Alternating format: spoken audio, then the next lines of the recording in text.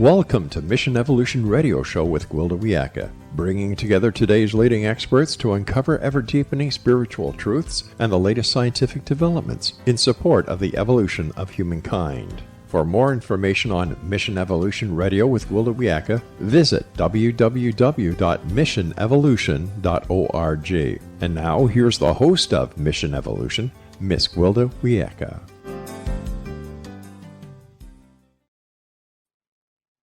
Welcome. I'm so glad you can join us on Mission Evolution, where we bring the latest knowledge from today's leading experts to support your evolutionary process. I'm your host, Gwilda Wiyaka. This hour, we'll discover legacy, bringing all that you are. In choosing a career, we tend to decide what we want for a job based on how much we can earn doing it. We then acquire the education required and bring that education to the job. Soon, we identify with the job title, leaving most of the rest of ourselves behind. What would happen if we were to bring all that we are into our professional lives? How would it be received? What impact would being totally present have on those around us? With us this hour to discuss the healing power of presence is Herb Stevenson, aka One White Horse Standing. Herb bridges the world of business and spiritual healing. He's an author, trainer, management consultant. Herb has published 26 books on various aspects of banking and business and is on the faculty of the Gestalt Institute for Cleveland, where he teaches in both the clinical and organizational centers. As a part of his effort to reclaim his Native American heritage, Herb has spent the last 30 years exploring, developing, and teaching skills in indigenous practices. His website, healingden.com. Herb, thank you so much for joining us on Mission Evolution. Thank you, Gwilda. Good to see you again. It's good to see you as well. So, tell us a little bit about your career in the business world. Well, it was kind of interesting. Probably about 45, 50 years ago, I graduated from college, needed a job, and as I like to say, the bank needed a warm body. And because I wasn't trained for banking, it ended up being I stayed 22 years in banking as a consultant, 15 of it, 7 years is inside a bank. And it's very successful. As you said, I'd written a variety of books in the banking industry and became a consultant. It did turnarounds. For those who are old enough to remember the savings and loan crisis and the banking crisis that happened after Ronald Reagan deregulated the banking industry, I turned around failing banks. I became quite good at it. So that was the core of the beginning. And then I had a shift at where I started forking out into various branches of actually who am I or who do I wish to be.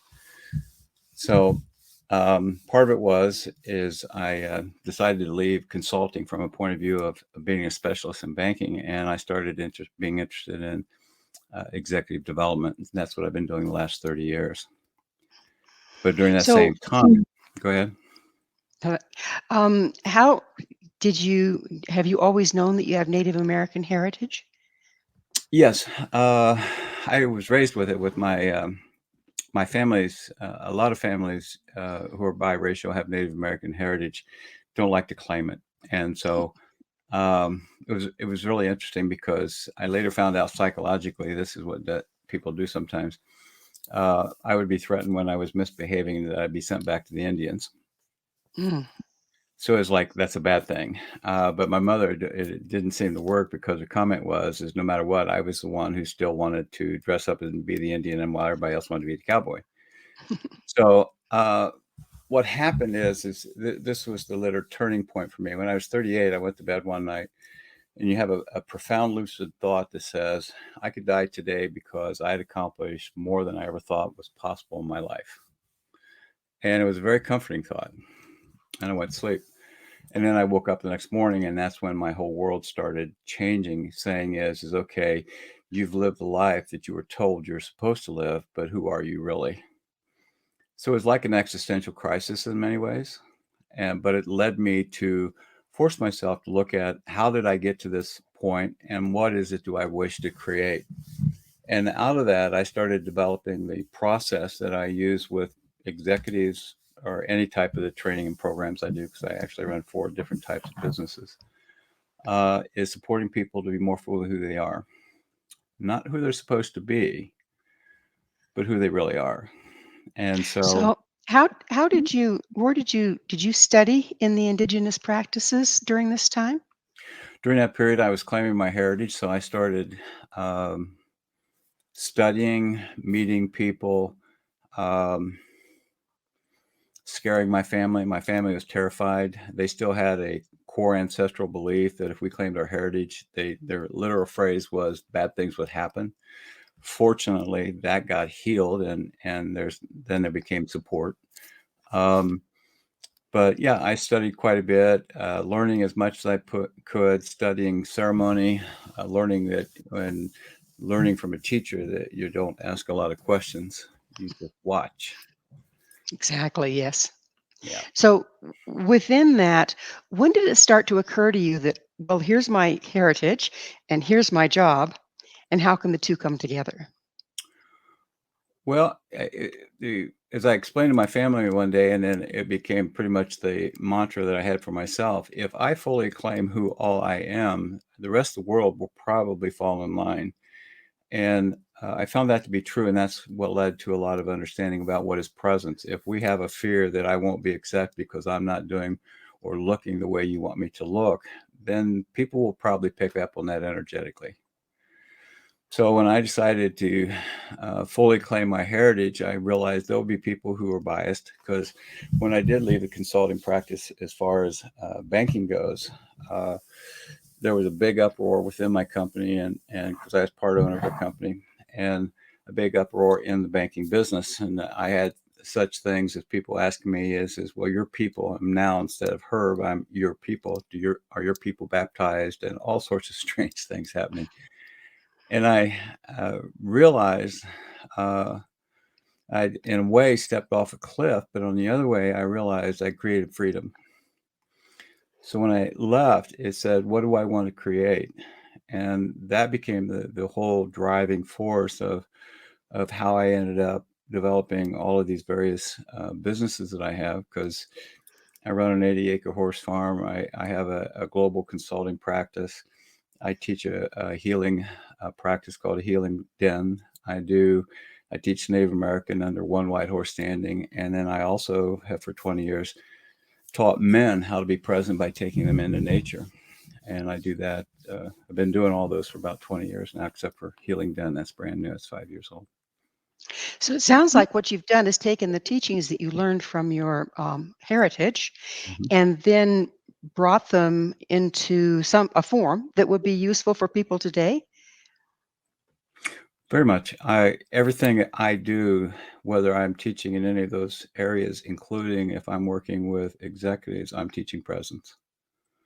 And most people think if I'm present, they don't realize the difference between a head dragging a body behind it and being fully present. And when I help them experience that, it changes it. Would you tell us what you mean by presence, please? Presence is the capacity. The simplest way is if you can shut your mind off of all the rules that tells you how you're supposed to behave or how you're supposed to respond in this moment, and just be in the moment.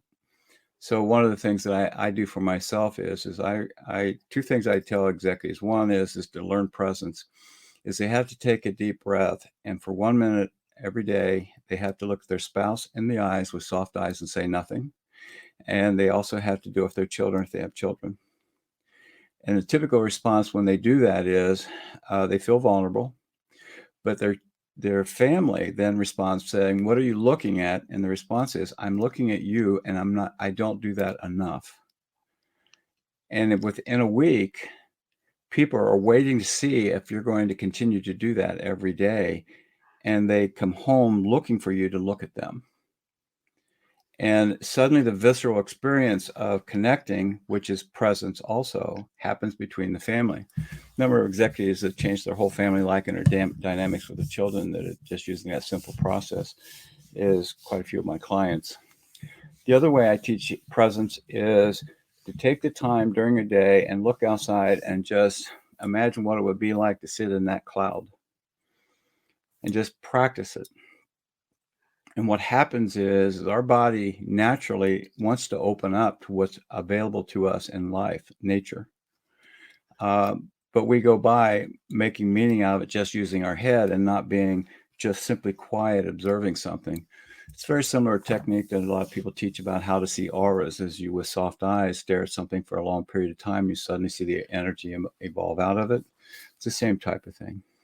So, how much does being present have to do with being present in the present moment? Well, tremendously, because you can look at almost all the research. Siegel, a variety of others have written about this, about presence, and the presence is what are you focusing your attention upon? If I'm focusing on the rules of how I am to be a good business person or to influence or manipulate somebody into doing something, I'm only present to my methodology of what I'm trying to do. But the presence I'm talking about is just being in the moment. So a phrase frequently used is being in the presence of what is present. And that is a whole range from simply being, I'm seeing you sitting there, to I'm beginning to experience you in a completely different way. One of the ways to talk about it is when some people feel intimate, they're combining vulnerability, safe vulnerability, with conscious awareness, and there's an energetic connection that goes between them. And most people can relate to that. So, you have to be vulnerable in order to be open, and then you have to be open in order to have intimacy. Is that the progression there? Energetically, yes. Because intimacy is the coming together of two people at that place that, if for lack of a better phrase, that we have protected and hidden because society said, well, you're not supposed to behave this way, or you're not supposed to feel this way, or you're supposed to act this way. And when you take those things out and you're just in the moment, like two kids or two young people falling in love, they don't know about what anything else is going on in the world. Now we just want to say, well, they're lost in love. But what is that energetic connection? So you have to be present in order to tap into that. But isn't there an awful lot of stuff standing between us and being present?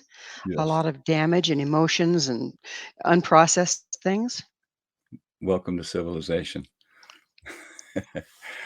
So that's part of what I teach is the unlearning of all the rules. And I constantly come back to people and saying is if you could have what you want, what would that be? And the interesting part is a lot of people have no idea. I think most people have no idea. I mean, we've been taught what to want, and we continue to be fed programming about what we want through advertising and everything else. How do we step out of that enough to find what we want? Part of it, slow down. Slow down. Meditation is something I really support for everybody. So the more that an individual, I have some executives that I work with and I point out, if you can meditate, which is just sit quietly for a minute a day for a week, I would be happy. And they find out it's difficult. But some of them then suddenly realize, wow, I feel better when I do that. Just sit quietly and don't do anything. Just even focus on my desk or something sitting on it. I often suggest put a picture of your family in front of you and just focus on looking at them and feeling the presence of why that photograph is important to you. So that's breaking the rules, because in business, that's a slacker. You're not working. You're not doing the things you're supposed to do, and all those type of compliance issues. And so a whole lot of learning presence is required to unlearn a whole lot of what, as you said, what society taught you. So, I mean, we've been conditioned from the get-go to toe the line, to be a particular way and our parents mean well. They're trying to teach us how to get along in the world. So it's like starts from pre-verbal, really, doesn't the conditioning? Oh, completely, completely. And a lot of it is very painful. There's a phrase for it. It's called pro-social humiliation. And it's where we, in essence, humiliate our children into behaving in certain ways. And so the difficulty for all of us is if you've ever experienced that, like a pro-social humiliation, you don't want to go near that. So you've kind of forced yourself into this box of this is acceptable and don't go out there. So what I try to create is environments that makes it completely safe to explore something other. How do you create that? I mean, a bunch of people coming together, we're all bringing this baggage. How do you make that first step towards communion? Well, part of what I do is almost all the trainings I do, whether I'm in Dubai doing a training for a large oil and gas company or anyone else, I set the training up in a circle as much as possible, if not a circle, at least three sides. So now we have to be relational because we can see each other, and just slowly get used to that. So that's a part of it. And then I begin to ask questions. And I point out to them you're going to tell me your public voice, which is what you're supposed to tell me. But over time, by the time we're finished, I hope to get to your private voice. Is what's that other voice saying to you in the background about what you would really like to answer as, and getting used to paying the attention that you have both. And it doesn't take too long for suddenly somebody opens up, and as I refer to it, is nobody died when we used our private voice and talked about something that was important to us. Like a lot of executives wait until they retire to go back to doing art or various things that they love. My question is why wait?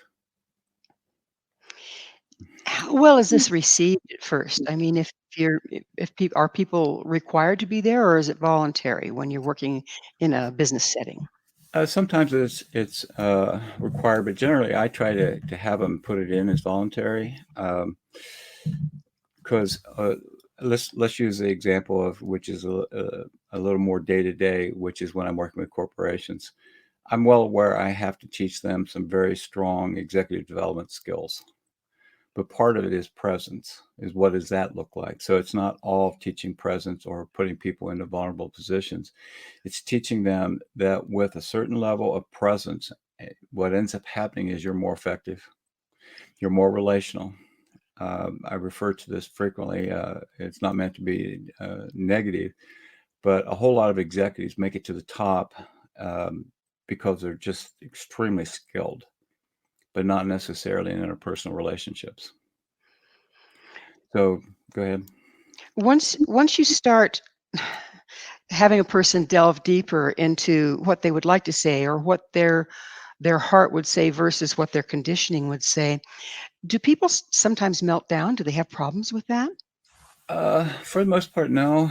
I work very hard. It's not saying it hasn't happened. I have had that happen, but I maintain a very non-judgmental approach and create safety. I walk over and ask them, would you like to step out for a moment? This happens. And I normalize it. If they do step out, I normalize it that, I might say something about, but for the grace of God, there go I, because it can happen to anybody. I've had men come have a reaction, and part of it is they've been holding so tight so long to be who they're not. When an opportunity that happens, you can have a release. And so what I work is very carefully to make sure that the field is safe. The field, describe, we're about out of time in this segment, but describe what you mean by the field. I think that's an important point. The energy and the container that I'm holding with these people is a lot about presence. And so to be safe is they have to know they're not going to be judged. And that's one of the rules that I put out there, everybody is we don't judge each other. What we do is we're trying to all learn and support each other to be better and more effective. And so that's part of the rules that I do for what we're trying to do. Got it. Well, it is that wonderful moment that we'll need to take a little pause. Herb and I will return very shortly, so please don't go away. This is Mission Evolution, www.missionevolution.org.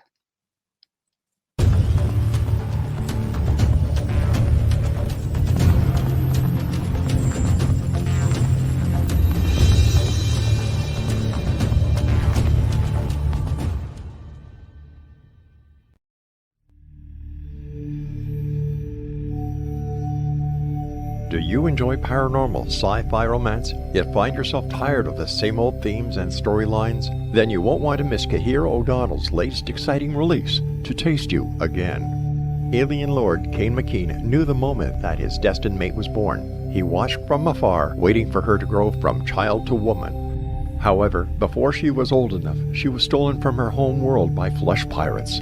Kane searched 10 long years to find her held in a suspension chamber, a 10-year-old girl in a woman's body.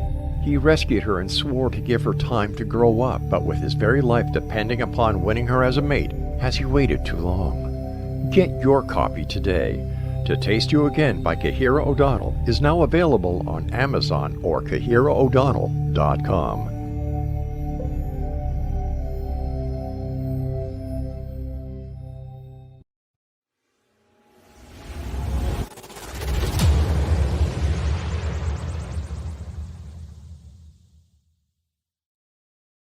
So I was watching the X Zone TV channel last night when I was abducted by aliens, and they kept repeating to me over and over again, simultv.com, simultv.com. What's simultv.com? That's what I asked them. They had it written on the side of their UFO. How do you spell that? UFO. No, I mean simultv.com. simultv.com. simultv.com. Right. simultv.com. Interesting that you were abducted by aliens in a simultv.com UFO last night. Oh, yeah? Yeah. Now that you mention it, I remember now last night I was awakened from a deep sleep. My great-grandmother was standing there. She said she'd come from the hereafter to tell me about simultv.com. She even spelled it out for me. simultv.com, sonny boy. simultv.com. simultv.com, sonny boy. Wow. Yeah. Guys, you'll never guess what my psychic guru just told me. simultv.com. Exactly. Are you guys psychic too? Of course. We all know about simultv.com. simultv.com.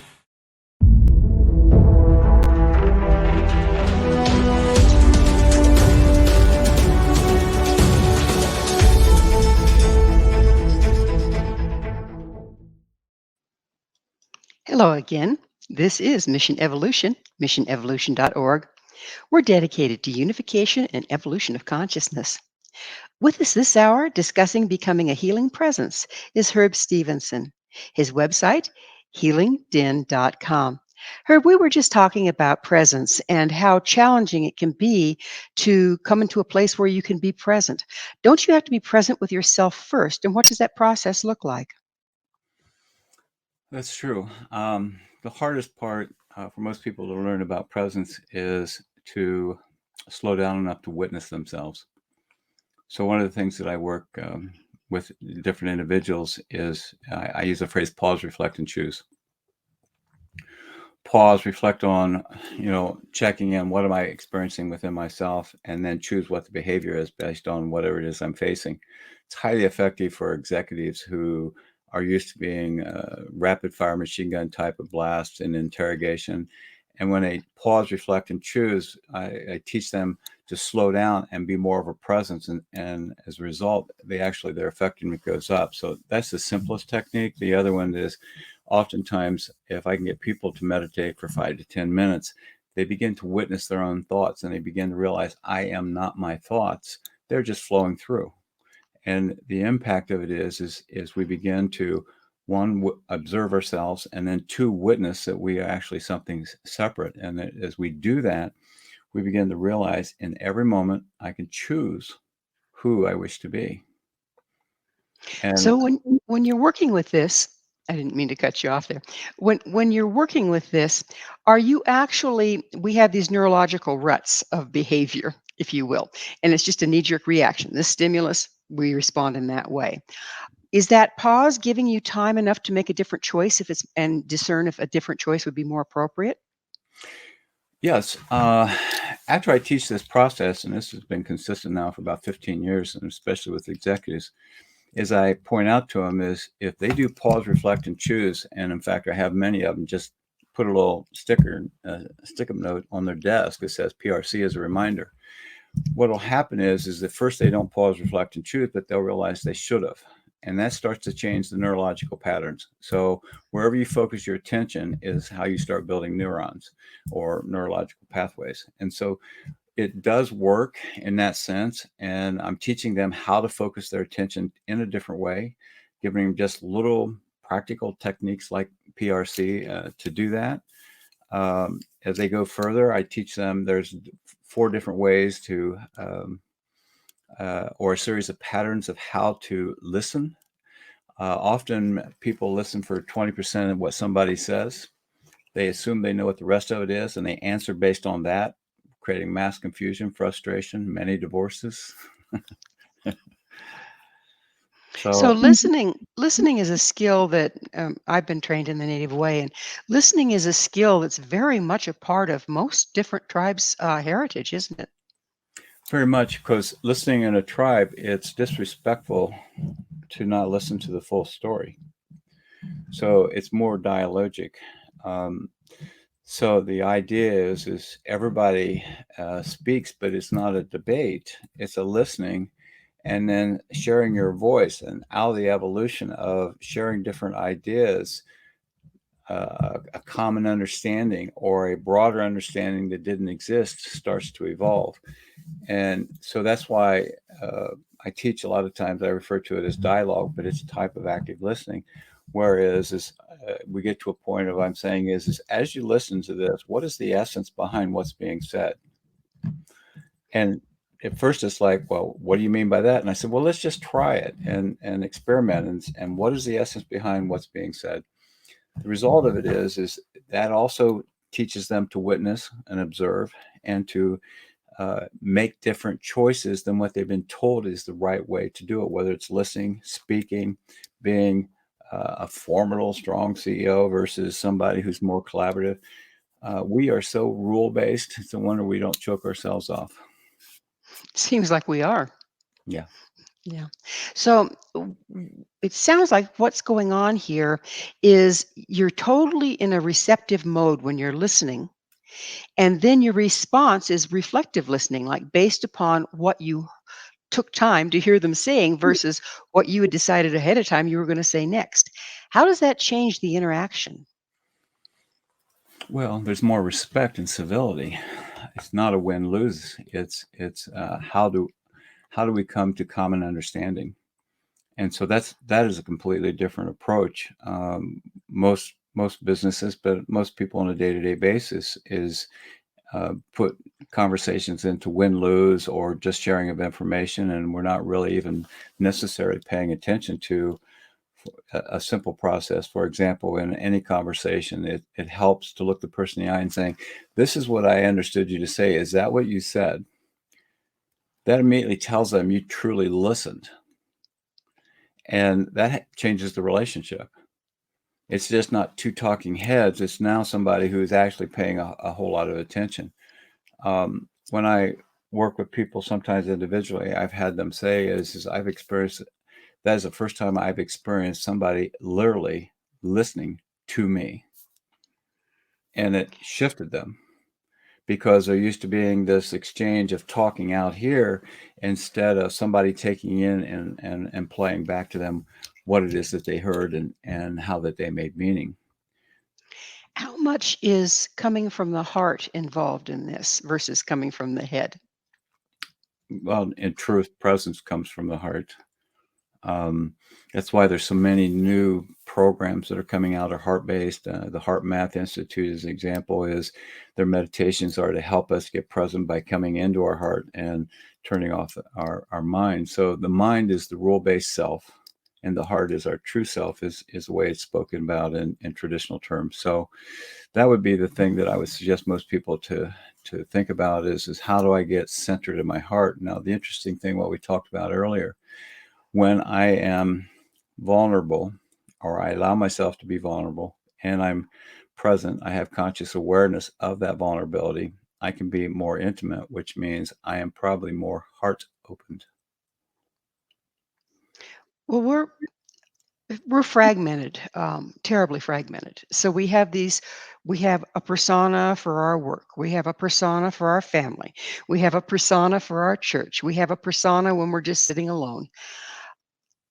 What happens when you start to merge these? It sounds like that's what's going on here. Is you're starting to merge all these different personas into authenticity. What starts to happen when you do that?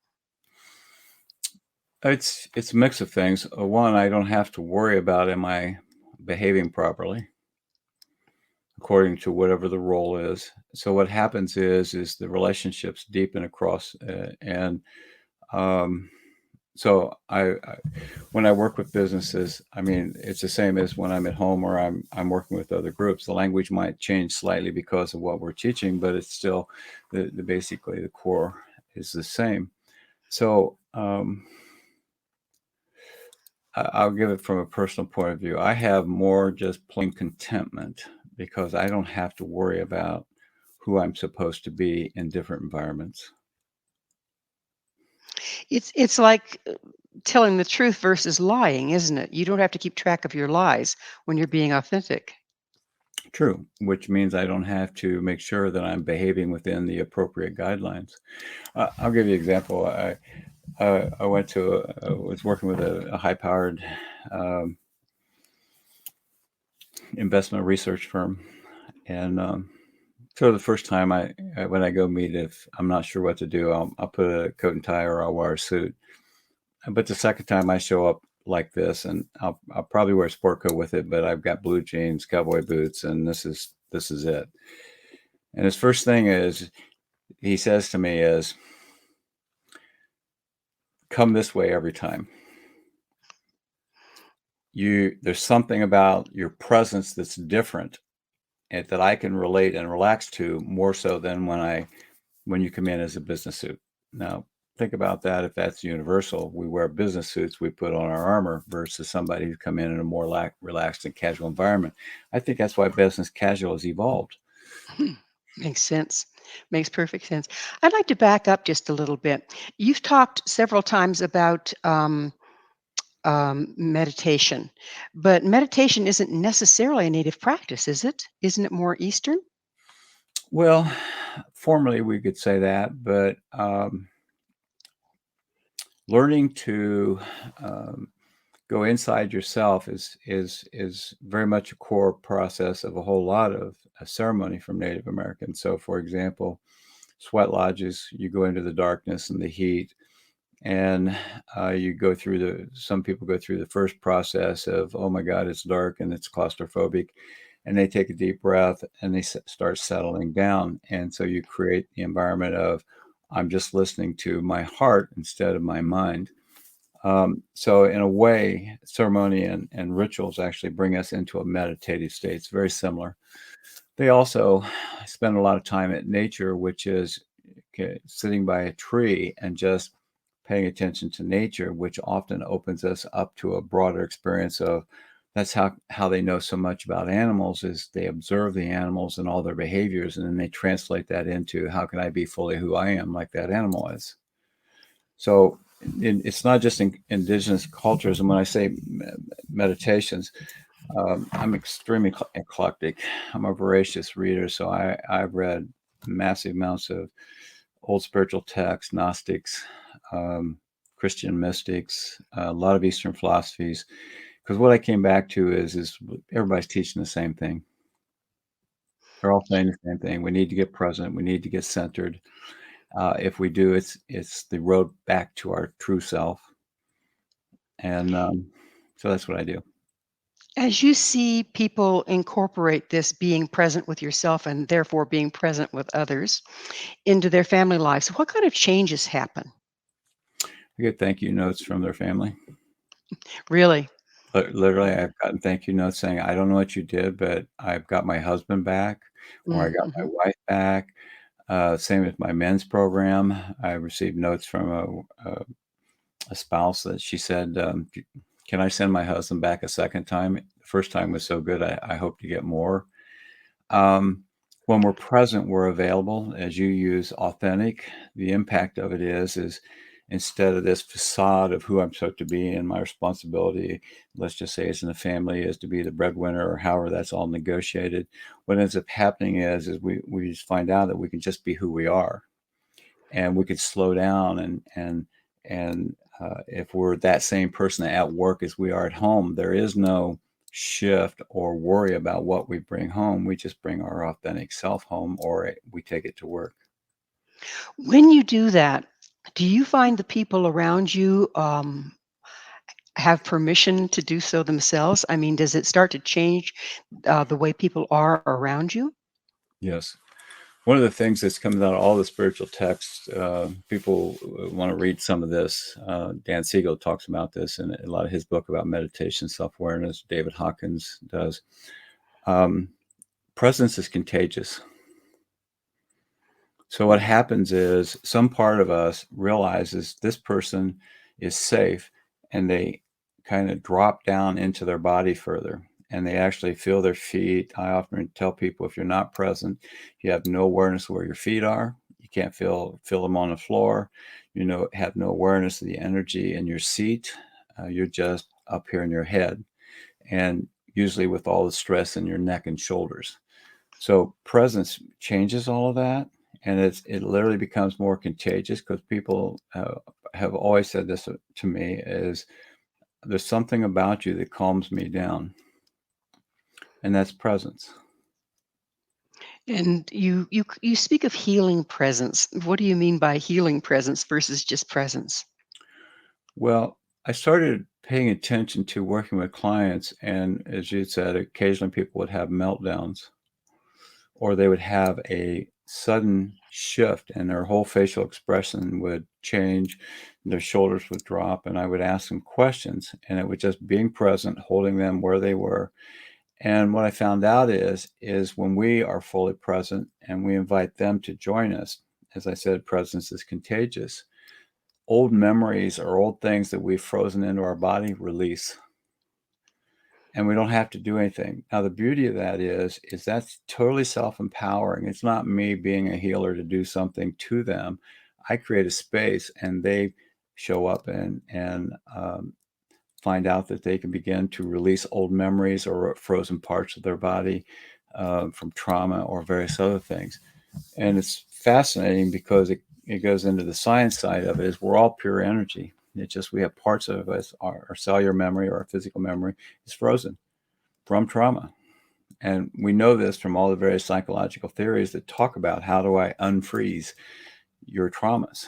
And so I'm saying is, instead of doing a laying of hands, what if presence is so powerful that it enables somebody to actually begin to release and remember things that are no longer serving them? So it's about that time for me to ask you, Herb, what is your mission? My mission is interesting because it goes back 30 years ago when I suddenly spent a lot of time just trying to understand what is it that gives me pleasure and is like a mission statement. So I literally focus on supporting others to be more fully who they are, similar to my own journey. If you look at it on my website for Cleveland Consulting Group, it says unleashing executive and organizational potential, which is corporate language for saying the same thing. And so I literally, that's why I do what I do. And it permeates everything I do, whether it's the Native American teachings, the Healing Den, men's program, corporate. And that's my vision, or my driving force, is supporting others to be more fully who they are. What do you think the world would look like if people do more of that? Probably wouldn't have wars. Wouldn't that be lovely? Yeah, I mean, what happens is a lot of present society is right or wrong, good or bad, you or me, and we take the or out, and it's good and bad. It's you and me. It could be right and wrong. It really doesn't matter, but it eliminates the dualities. And so I'm able to relate to you just the way you are. And I've tested that in going to foreign countries. I'll meet with the indigenous cultures, and they'll say, you're not like any American we've ever met. And I'll say, what's the difference? And they said, you listen, and you're very present to us, and you want to understand us. Don't we all? So it's just a matter of conditioning that we have lost that, isn't it? Mm-hmm. Very much. And stepping out of that conditioning, that's a huge chore, though, isn't it? It's hard work. There's no question about it. It's hard work. A lot of people who know me, I'm laughing because I often get complaints as this is hard. One guy called me an emotional terrorist because I was asking him to look at some things he didn't want to look at. And now now when I see him, instead of biting comments, he comes up and he wants a big hug, and he's totally changed. So yes, it is difficult because the problem is socialization is very painful, and it's very painful to unravel. But if we can stay present, it's easier to unravel than when we originally learned it. And that's what I try to support people to do. When we learned it, we were children, and now we're adults. It's a matter of stepping out of the victim stance, really, isn't it? Stepping out of the victim, and one of the phrases that I use to people is, if you stay as the adult and go look at what happened in the past, you'll release the past. But if you're as an adult and you give up yourself and go into the memory of the past, you're right back into your wounds and your suffering, and you'll never get any place but your suffering. Have to get beyond our stories. Well, unfortunately, we are out of time. Herb, I can't thank you enough for coming on the show and sharing your thoughts with us. My pleasure, Wilda. Good to see you again. It's wonderful seeing you. Unfortunately, we are out of time. Our guest this hour has been Herb Stevenson. Herb brings the words of world of business and spiritual healing together and has spent the last 30 years exploring, developing, and teaching skills in indigenous healing practices. His website, healingden.com. This has been Mission Evolution with Gwilda Wiyaka.